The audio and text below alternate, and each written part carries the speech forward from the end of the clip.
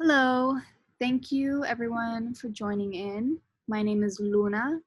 Um, I work alongside Belly of the Beast, which is a Havana-based Cuban and foreigner media platform with the goals of exposing US interventionist policy on the island and the effects of that on everyday people in Cuba. So many of you know, but for the past couple of months, Belly of the Beast has put out articles and short films and graphics and research that all look at US intervention on the island and specifically how it's gotten worse under the Trump administration as well as during COVID, the COVID-19 pandemic specifically. So just to lay the groundwork, what's happening on the ground in Cuba right now, there's been, an embargo on the island for decades, but really it's gotten really bad under the Trump administration. And also since the COVID-19 pandemic has started, there's been a barrage of new sanctions. So most recently, this looked like the stopping of importing Cuban rum and Cuban tobacco. So Belly of the Beast is going to put out a 3-part documentary series on US interventionist policy that's been strangling the island. And this will come out on October 9th. To look out for that, you can subscribe to our YouTube or follow us on Twitter, Facebook, or Instagram. We're putting out all of the information, the trailer, everything will come out through on social media. So I hope that people are able to see that and folks are able to really get a better understanding of what's happening on the island, and also how in the United States, the policies, the people we vote into office, our tax dollars, how all of that affects people globally, specifically the global South, and specifically places like Cuba where the United States has crippling sanctions. So yeah, look out for that. And so I also want to say that, part of this is, again, this series, Lessons from Cuba, is to really understand and get a good grasp on the political relationship between Cuba and the United States. Because recently there's been so much entertainment, pop culture, movies, film, music that comes from Cuba, which is so, comes from rather US Americans going to Cuba and doing and creating culture there, which is obviously really great, but it also sometimes doesn't allow us to recognize that the relationship between the two countries is actually incredibly political.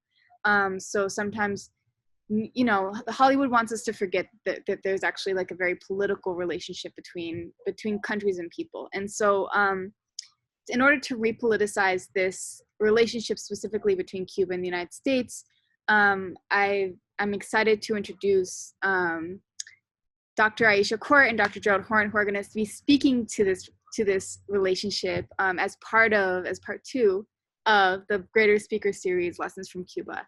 And they're going to be speaking about Black internationalism, the Red Scare, the Black Scare, and what lessons we can learn from Cuba and the relationship between the two countries. So excited to introduce my 2 guests.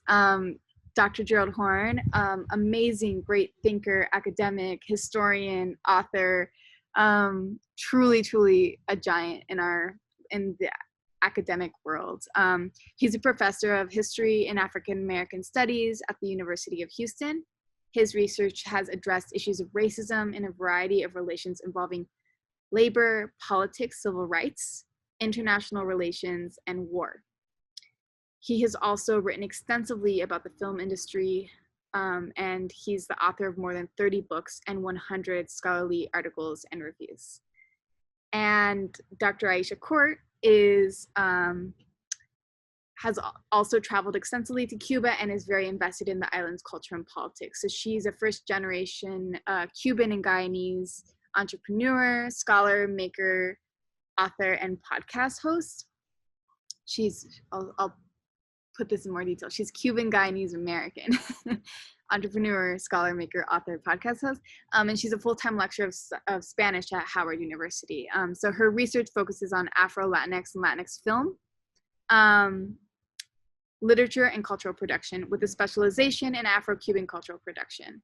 And in 2019, she established Howard University Afro-Cuban Lecture Series, and she's the author of the forthcoming monograph, Representing Race in Revolutionary Cuba, Afrocuania, Negrometraje, and Cultural Production, 1961 through 1996.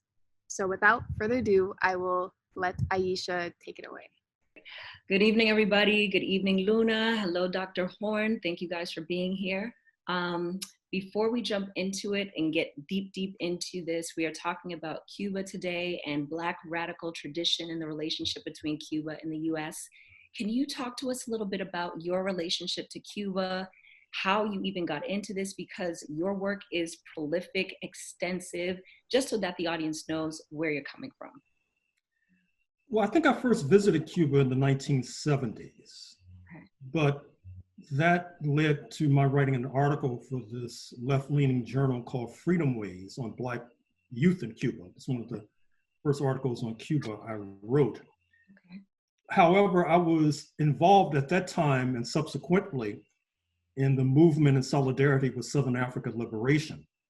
Mm-hmm. And certainly, if you were involved in that movement in the 1970s, 1980s, you had to be aware of the role of Cuba, since we all know that it was Cuba's military intervention in Angola, 75, 76, that helped to vouchsafe the independence of recently liberated Angola, recently liberated from Portuguese colonialism, and helped to prevent a joint escapade by US imperialism and South African apartheid to install a puppet regime.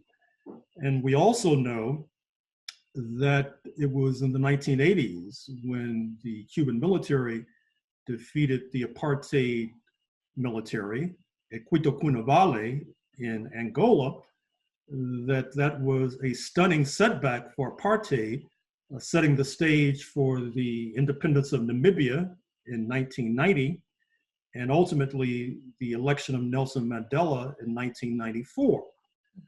So that was part of my political work and political obligation.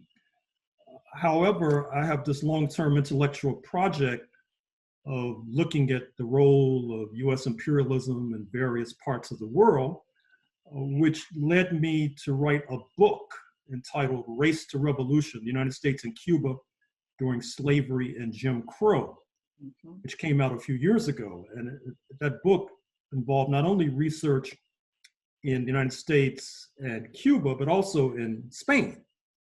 And I should also say that I just published a book, I don't think I have a copy nearby, on the 16th century. Yes. And the dawning of the apocalypse. The dawning of the apocalypse. The roots of slavery, white supremacy, settler colonialism, and capitalism in the long 16th century.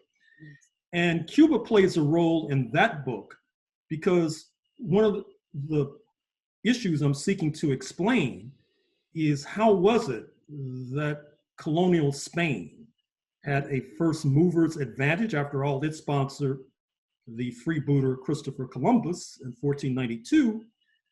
And yet, here we are sitting here in North America speaking English. Mm-hmm. And Cuba plays a role in that particular book because even though we know there's no such thing as a good capitalism and a bad capitalism, there are differences with regard to capitalism, which helps to explain why Canada has recognized Cuba for decades now. Correct. And the United States, shall we say, has not emulated its northern neighbor. And so likewise, what I try to do is try to draw a distinction between Spanish settler colonialism, which tended to privilege religion, yes, Catholicism, the so-called one true faith, in terms of qualifying for settlers. And so therefore, you could have African conquistadors in what we now call Latin America. And from its inception, as Alejandro de la Fuente, the Harvard historian, points out in his book on Havana in the 16th century, you historically had a sizable free Black population in Cuba. Yes. However, as we know, with regard to the Anglosphere, with regard to London and its revolting spawn that becomes the United States of America, they tend to take a different approach. They gravitate towards pan-Europeanism, which morphs into whiteness, which morphs into white supremacy, which is not to denigrate the role of racism in Cuba, but only to point out the distinctions between these two projects. Mm-hmm. And of course, in the context of this, of that book, and another book I wrote called Negro Comrades of the Crown, Okay. where I talk about the United States taking over Florida approximately 200 years ago. Mm-hmm. Now, recall that the Spanish had come to St. Augustine in 1565 Correct. to set up a colony there, Mm-hmm. and historically, from 1565 forward, had not only Black slaves, but Negro soldiers. Correct.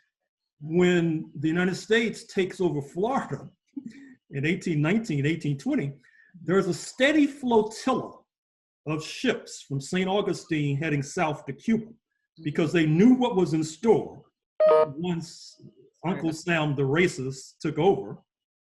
So they fled to Cuba. Mm-hmm. And then, of course, I talk about other issues adjunct to that in my book, Race to Revolution. Okay, thank you so much. I'm so glad that you went back to the beginning so that people understand that it doesn't just start with the Cuban Revolution, where you have this meeting of radicals, but as we say in Cuba, hay que ir para atrás para ir para adelante. You have to go back to go forward. And I'd like to go back to the Haitian Revolution. You speak about it a lot in your work. It is one of those common threads that pulls things together. And can you talk about the connection between Caribbean and Black radical tradition, the relationship between the Haitian Revolution, the US reaction? I know that's a loaded question, but it does all connect, and you've connected it before, so you could for us. Well, let me start with for lack of a better term, my attempt to revise the traditional understanding of the formation of the United States with the revolt against British rule in 1776. Mm-hmm. It's long been known and acknowledged by historians that by several orders of magnitude, the Black population in North America did not side with the slave masters, George Washington, Thomas Jefferson, James Madison, Patrick Henry et al. They did not engage in class collaboration. Okay. And when you fight a war and lose, which is what the Black population did by not supporting the winners, you can expect to be pulverized and penalized forevermore unless and until you can turn the tables, which began to happen with the Haitian Revolution, 1791 to 1804, which ignited a general crisis of the entire slave system that could only be resolved with its collapse. What I mean is that the formation of the first Black Republic in Haiti led to a reshuffling of the deck. You saw that Haiti, like any revolutionary project, began to spread its gospel throughout the Caribbean. And London had reason to believe that unless it took radical and significant measures, that in conjunction with revolutionary Haiti, the Africans in Jamaica, a cash cow for London, would revolt, and the slave owners not only lose their investments, they might lose their lives, as happened in Hispaniola, or what we would now call at least partially Haiti, by 1804. So by 1807, London moves to depart from the African slave trade, recognizing that bringing more Africans across the Atlantic was like bringing more grave diggers for their system. Then by the 1830s, London decides to abolish slavery altogether. And then there's a kind of alliance between abolitionists in London and abolitionists in Haiti. In fact, in the book I wrote called Negro Comrades of the Crown, I talk about Texas. Recall that Texas, now a state of the United States of America from where I'm now sitting, had seceded from Mexico in 1836, not least because Mexico had abolished slavery. Correct. Not unlike the United States, which seceded from London in 1776, because in 1772, London had moved to abolish slavery in England. And there was a fear by George Washington and company that that decision would leapfrog the Atlantic and jeopardize their vast fortunes here in North America. Mm-hmm.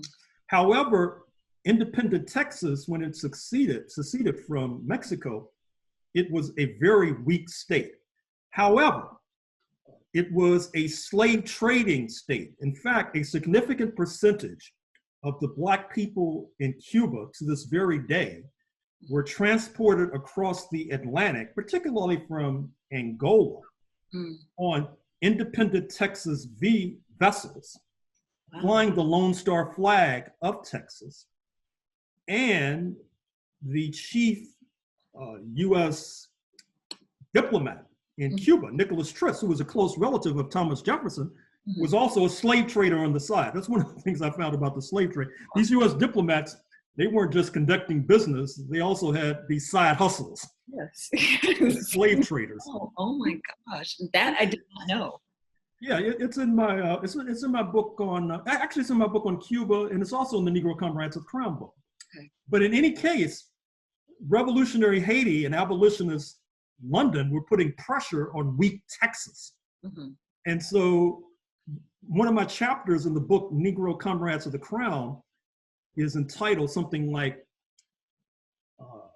Britain in Haiti to establish Black Republic in Texas, ?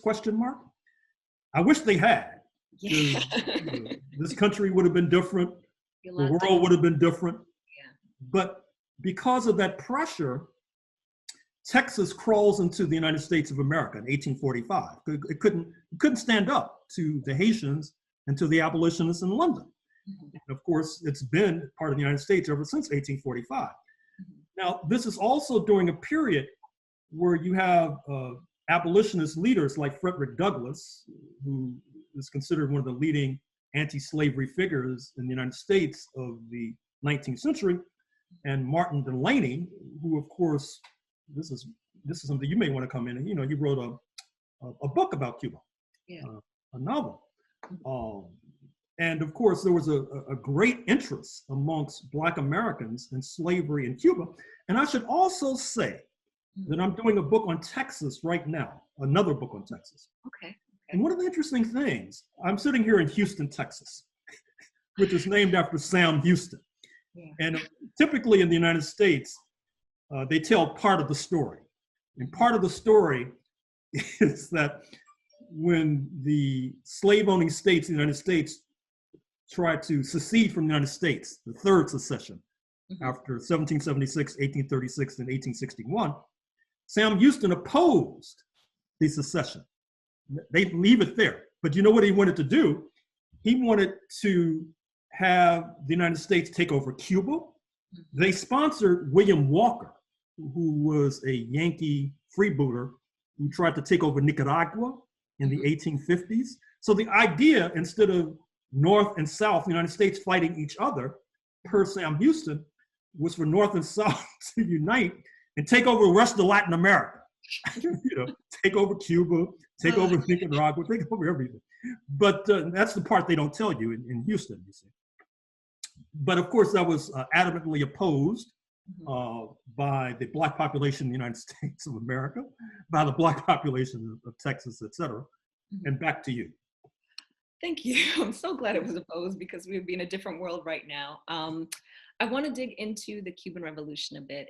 But before we do that, can we talk about Cuban independence, Cuba's colonial independence from Spain and the independence of other Caribbean countries following like Simón Bolívar and that whole trail coming all the way up from South America into the Caribbean?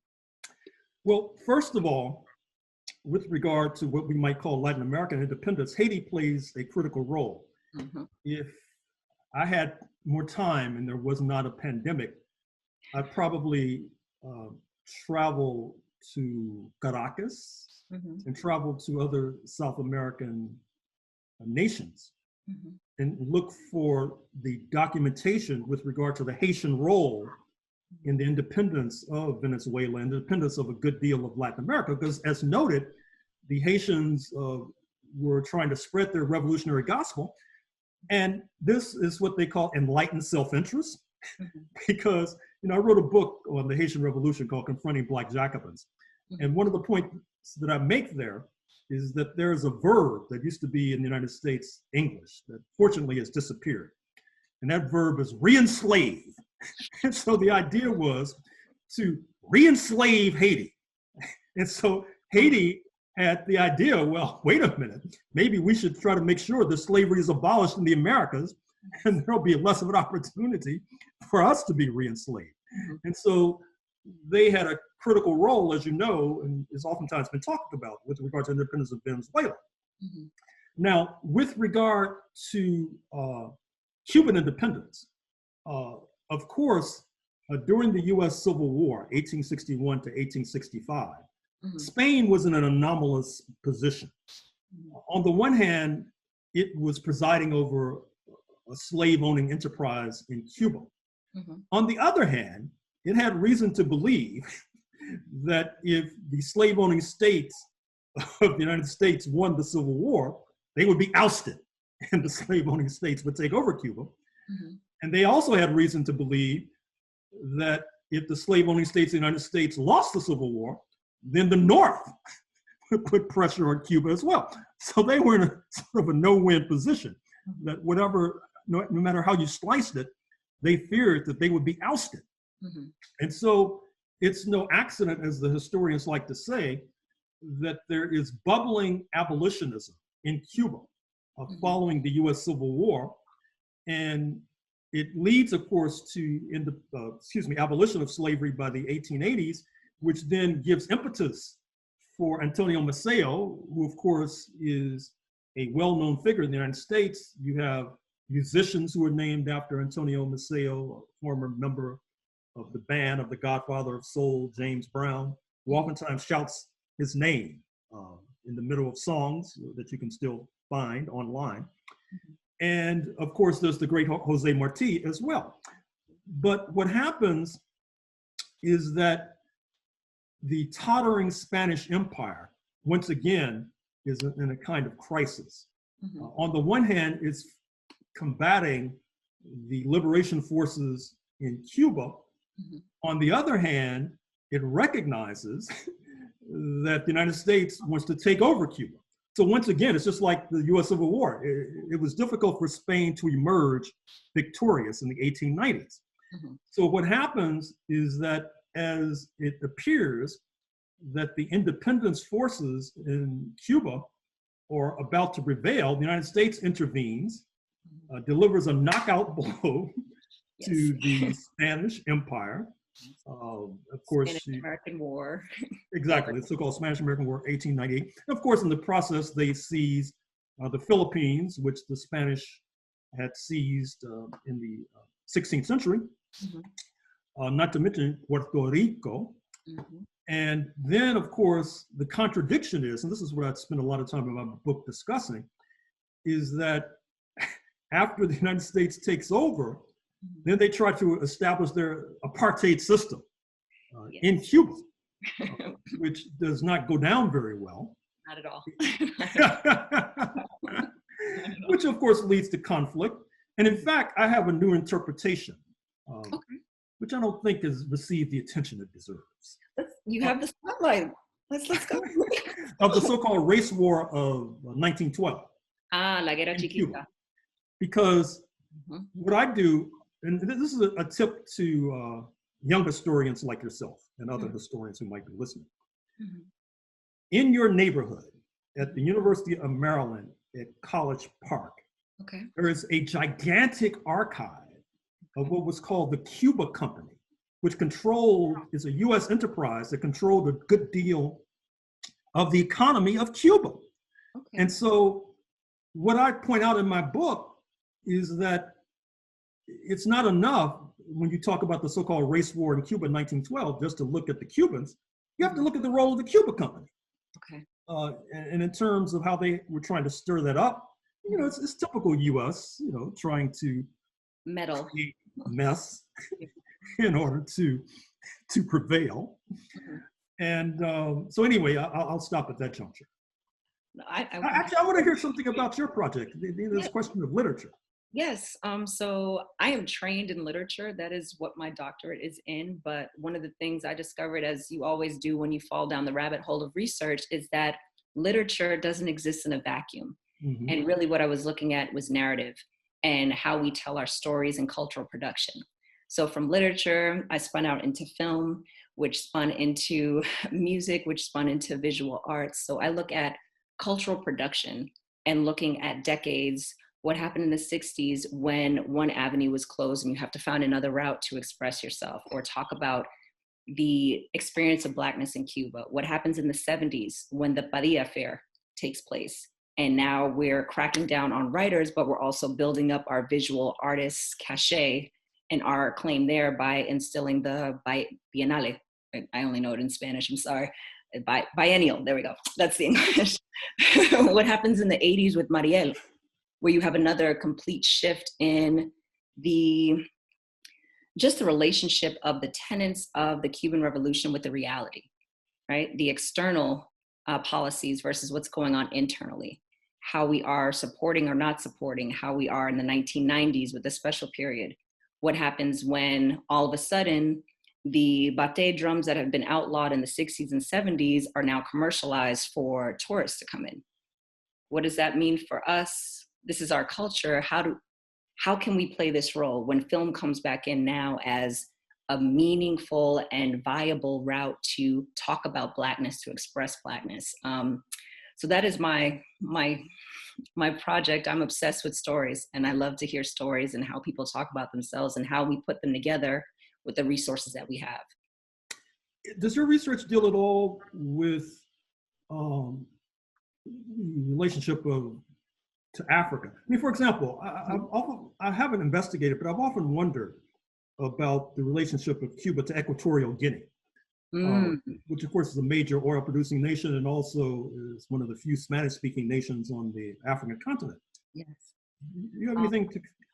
I don't talk about Equatorial Guinea, but I do talk about Angola, and I do touch on South Africa in terms of the 1970s, in particular, the external campaigns of Cuba, and Cuba calling themselves a Black Latin nation externally, while you're cracking down on the people who would be called divisive internally. Even when you look at things as simple to us as hair.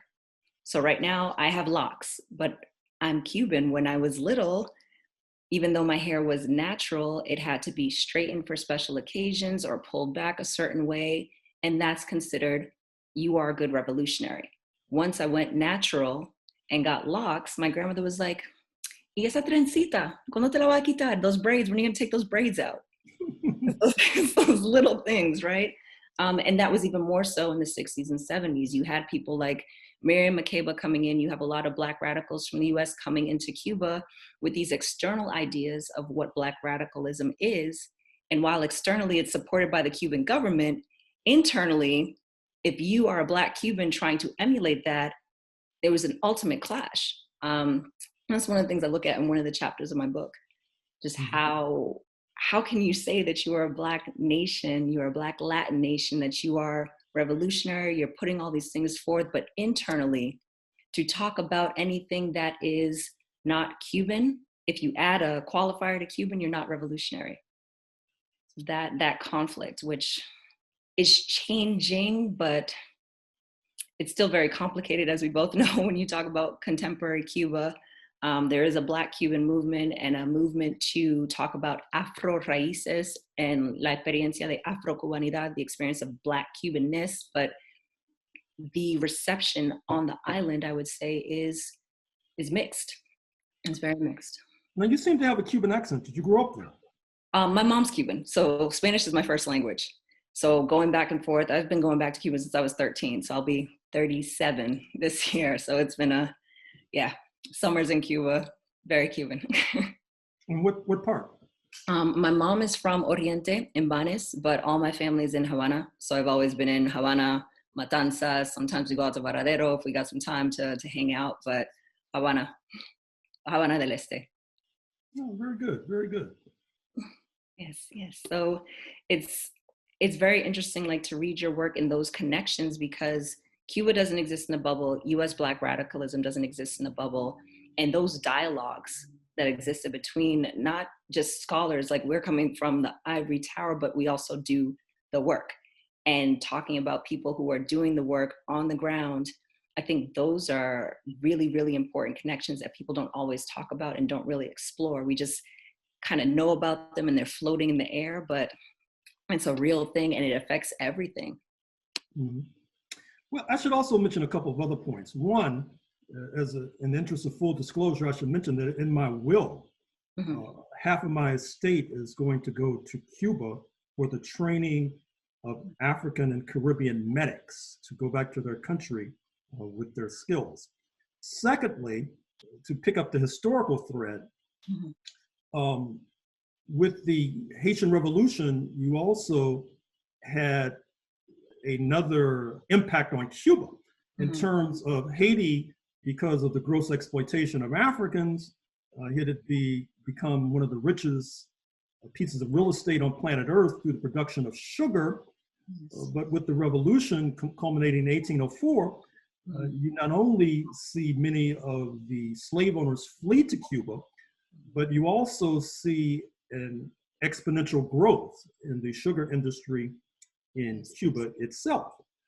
And then to fast forward to the 20th century, you also see a significant migration from Caribbean islands to particularly Jamaica, but not only Jamaica, to Cuba.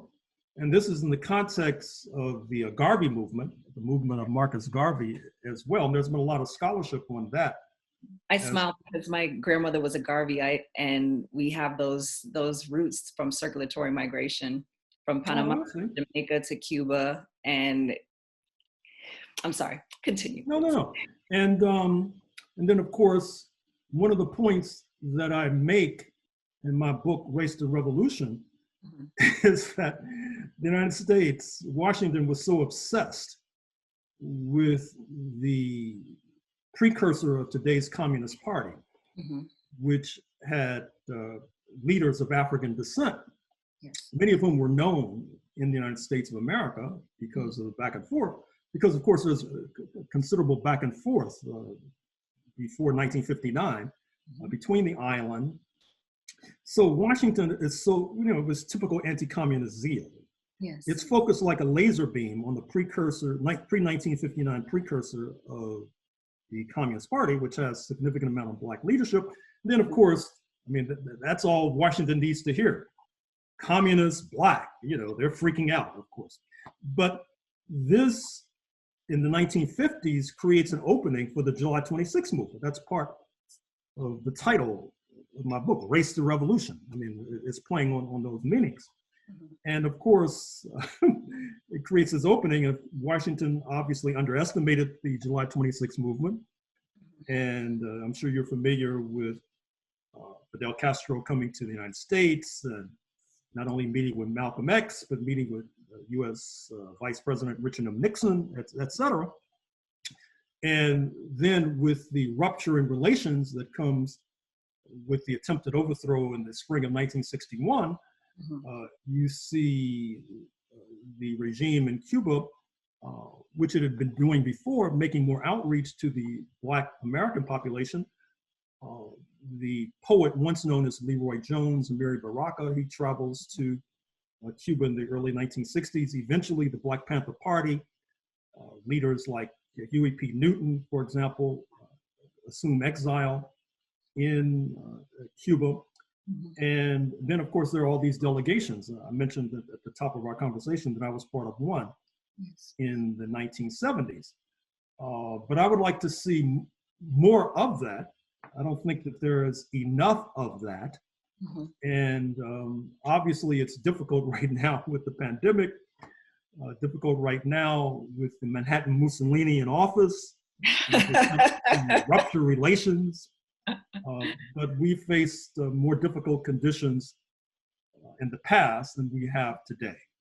Yes, I think it's really interesting what you were saying.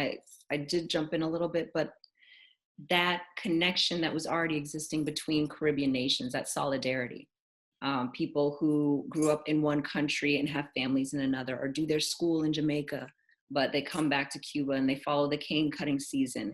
I think that was really important when you talk about Garveyism and the unification that existed in those movements. There are Garvey cells. I don't know, I sound very government, I'm in DC.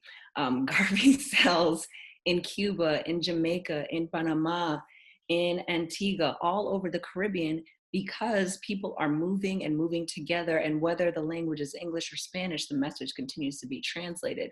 I did want to touch on what you just said, moving into this talk of communism and socialism. I'm moving forward into now where our time in this election cycle, we've talked a lot and heard a lot of talk about communism and socialism, or accusations of socialist policies and communist policies, even though we know that none of the candidates have officially declared themselves as such. Are there any, yeah, officially, out loud, are there any similarities that you could point to between the Red Scare and the backlash against communism and what we've seen in Haiti, what we've seen later on in the 18th century and 19th century with the Black Scare and what we call maybe a Black plot, manifesto plot? We had La Escalera in Cuba and other countries. If so, what are they? If there are connections. Well, certainly in the 19th century, there's a kind of Black Scare. That is to say, a fear that the Africans in Cuba would emulate their counterparts in Haiti and overthrow the system, and which would then tend to jeopardize slavery in the North American mainland, that is to say, in the South, in the area stretching from Florida to Texas.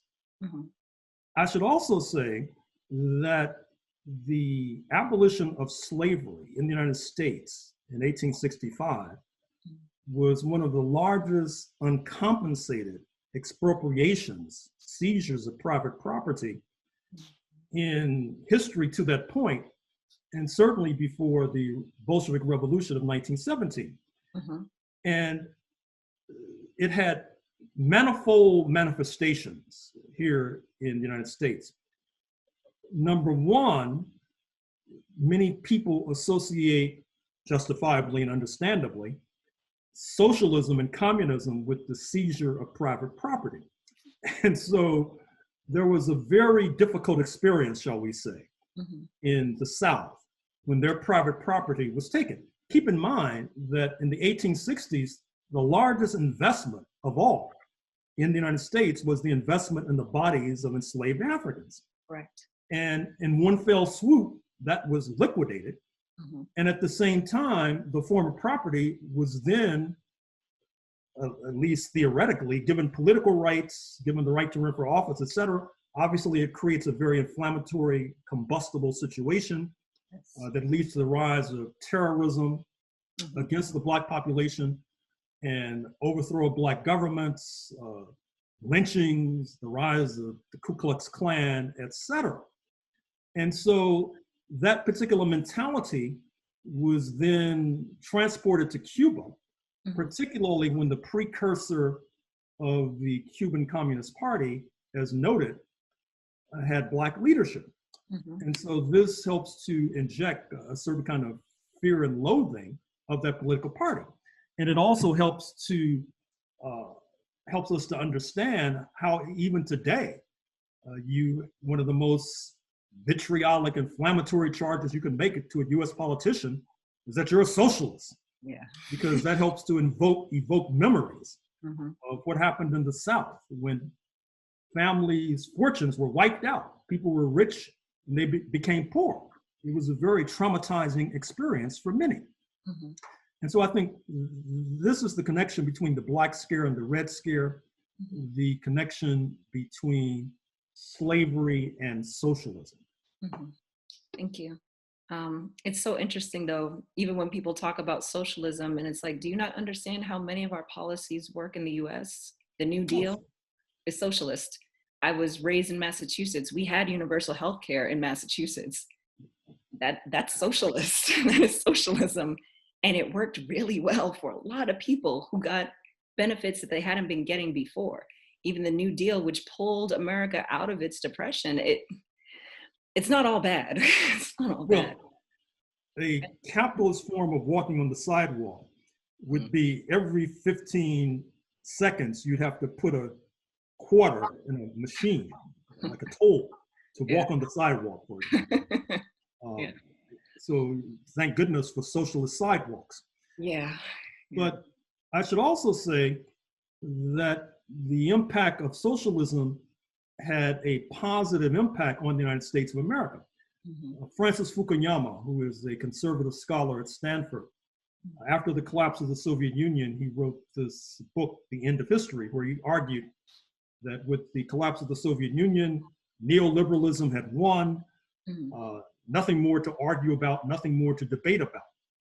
In a recent documentary film on the French political economist Thomas Piketty, who wrote the book Capital in the 21st Century, Fukuyama concedes that the rise of the socialist project led directly to instilling nervousness in the US ruling class, who felt that unless they took certain reform measures, that they could face the specter of socialism themselves. And so therefore in the 1930s, you have unemployment compensation in the United States. That is to say, when you lose your job for 52 weeks, perhaps longer, you get a check from the government.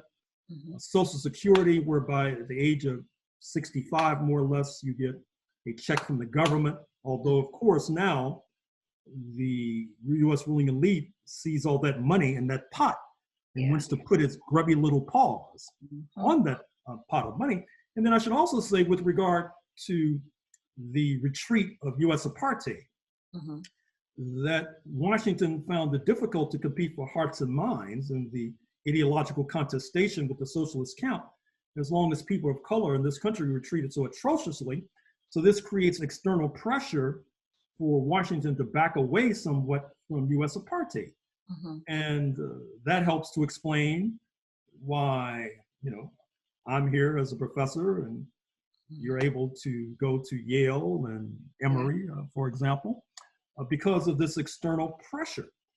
And one of the things our movement has to do today is to keep that external pressure on.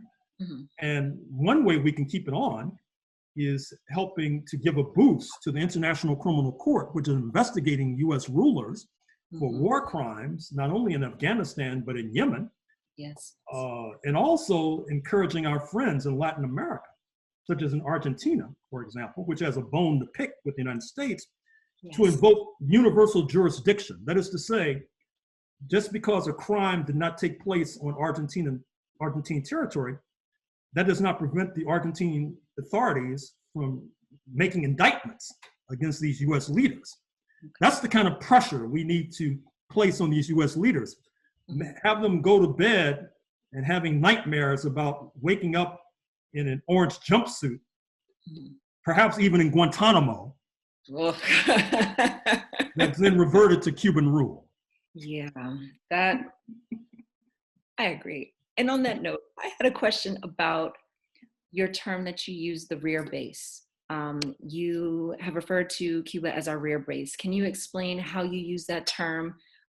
Why would you consider Cuba still to be our rear base? And is there any more that you can explain about that, about that connection between Black Cuba and Black Americans, Black US experience? Well, look at Southern Africa, for example. After Mozambique came to independence in 1975, it became a rear base for the African National Congress and its militants in Umkhonto we Sizwe. In the second decade of the 20th century, Jack Johnson, the Black heavyweight boxing champion, tried to establish a rear base to fight US Jim Crow in Mexico, which was going through the Mexican revolutionary process, 1910 to 1920. And then after the Cuban Revolution, 1959, even though there is not a contiguous land border between Cuba and the United States, there's, of course, the Straits of Florida separating the two countries. Still, you saw, as noted, not only Black Panthers like Huey P. Newton and contemporary militants like Assata Shakur, Joanne Chesimard, seeking exile in Cuba, where they could escape the evil clutches of the US authorities, where one could go for recharging one's batteries, where one could go for ideological sustenance. And that's what I mean by a rear base. That is to say, a base that either, say, revolutionaries in South Africa had with regard to Mozambique, which proved pivotal and instrumental in terms of the downfall of apartheid to 1994, and drawing an analogy with Cuba as a rear base for Black Americans, and I would say for the US left generally, post 1959. Okay.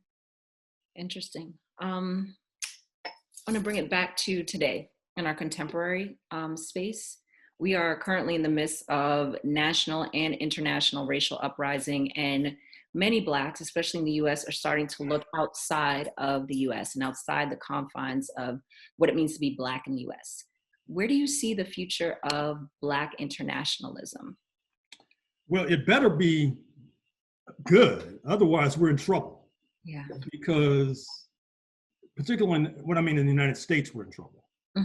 Because obviously there's a right-wing resurgence. It's quite concerning that as of today, we cannot say for sure that the Manhattan Mussolini will be defeated about 35 days from now. That's quite concerning.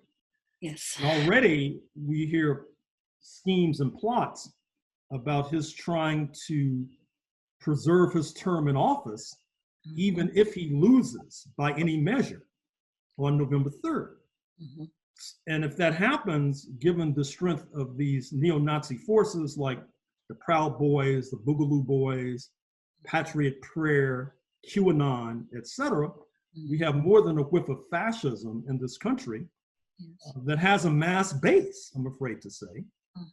And so I would say, particularly for Black people in the United States, if we do not rely more on Black internationalism, we'll be more in trouble tomorrow than we are today, believe it or not. But I would also say Black internationalism is something that our friends in the Caribbean also should not ignore. Certainly, it seems to me that CARICOM, the Caribbean community, if I may be permitted to give a dose of advice, would be well advised to deepen its relationship with Cuba, to invite delegations from Black American organizations to Barbados, Jamaica, etc. And likewise, I was very heartened by the fact that in June 2020, the African Union, headquartered in Addis Ababa, Ethiopia, filed a resolution at the suggestion of Burkina Faso in West Africa at the Human Rights Council of the United Nations in the wake of the killing of George Floyd on tape, calling for a, quote, commission of inquiry, unquote, into, quote, systemic racism, unquote, in the United States of America. Now, the United States twisted arms vigorously and kept that resolution from taking flight. But I don't think we've heard the last of that kind of Black internationalism. And once again, the point I would like to leave this audience with is that US imperialism is very aggressive when it comes to playing offense. Correct. They're not very good at playing defense. When you have the International Criminal Court breathing down their neck, when you have commissions of inquiry from the United Nations Human Rights Council breathing down their neck, they get nervous, they make mistakes to our benefit, to our advantage. And so that's what we need to do. We need to keep that external pressure on. And one way to do that is through the vehicle of Black internationalism. I agree. I absolutely agree. I think solidarity, not just as a concept, but as an act, an action is what is needed. That being said, if you could give advice to a young person, a young Black person, a young person of color who wants to learn about Cuba, who wants to learn about Black radical tradition, where would you suggest that they start? Well, first of all, let me take this opportunity to say that my major advice to young Black people is when you're in high school and college to study languages. Can you say that one more time? Because I teach language and people think it's just a requirement, but they need it. Oh, absolutely. Thank you. And Paul Robeson, who I've written about, he used to study languages as a hobby and had knowledge and speaking ability of about 24 different languages. And this was a political act on his part because he recognized that when you speak to people in their own tongue, it tends to touch them inside and it becomes easier to convince them of whatever you're espousing. Now, with regard to the Black radical tradition, a point of personal privilege, you can start with my work. for example. And once you plow through that and go through the footnotes, you'll find other work. And that's what I would recommend in that regard. Awesome, thank you. I will say, even when I read now, one of the things that I love is making notes about the footnotes and then going back to the index, going to the index to see what that was about. Like, oh, I didn't know that. And then going to the source of the source. It's the nerd in me. I love it. One of my last questions is, what drives your work now and then when you first started? What drives you and keeps you going? Well, I come from a long line of slaves. And so slaves, of course, work from can see to can't see. And that was the tradition that was imparted to me.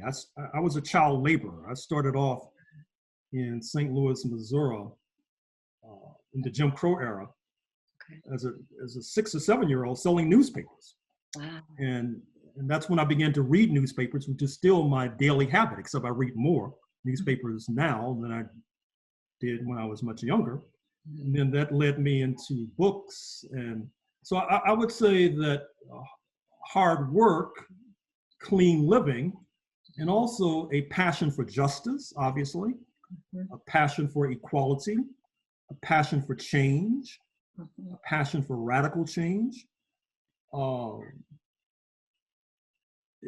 Hardly a day goes by that I do not think of the fact that there are billions of people on planet Earth who live on less than $3 a day.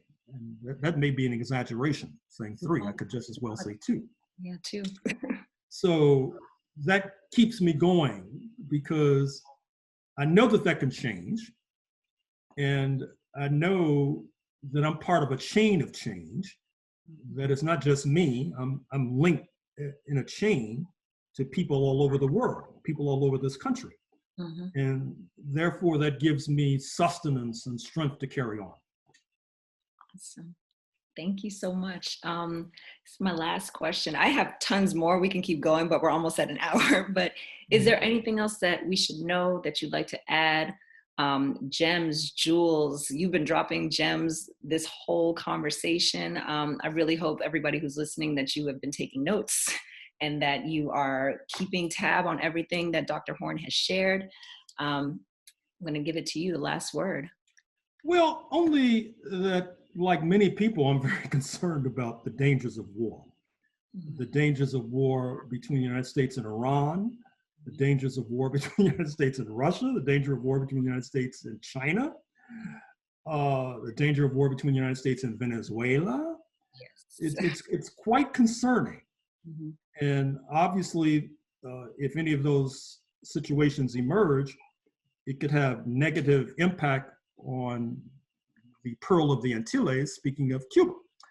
So that's really something that I'm very much concerned about, particularly as this nation goes through this crisis. As a matter of fact, there have even been stories in the mainstream press about how Mr. Trump would like to start a war before November 3rd because it feels it would help his re-election chances. Yes. So this is very concerning, and this is what keeps me up at night.